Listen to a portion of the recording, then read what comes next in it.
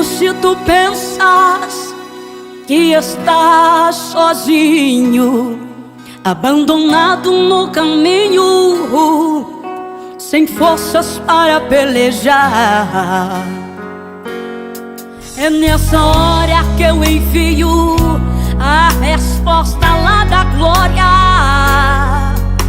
Porque eu não suporto ver o meu filho chorar.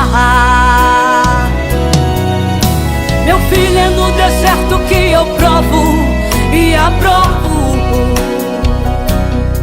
e a resposta da glória hoje vou mandar.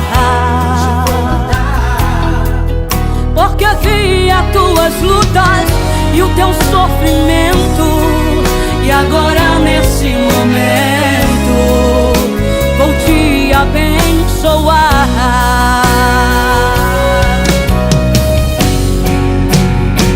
Porque a lágrima de um fiel comove o meu coração.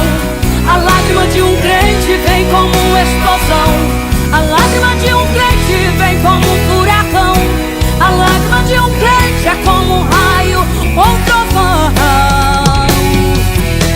Porque um verdadeiro adorador, ele só chora na presença do Senhor.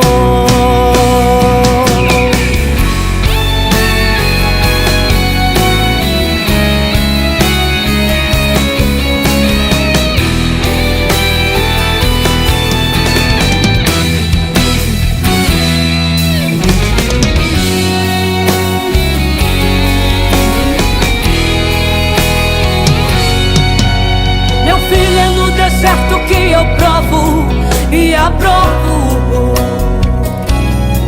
e a resposta da glória hoje vou mandar. Porque vi as tuas lutas e o teu sofrimento, e agora nesse momento vou te abençoar.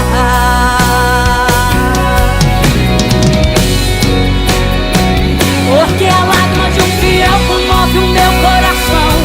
A lágrima de um crente vem como uma explosão. A lágrima de um crente vem como um furacão. A lágrima de um crente é como um raio ou trovão. Porque um verdadeiro adorador, ele só chora na presença do Senhor.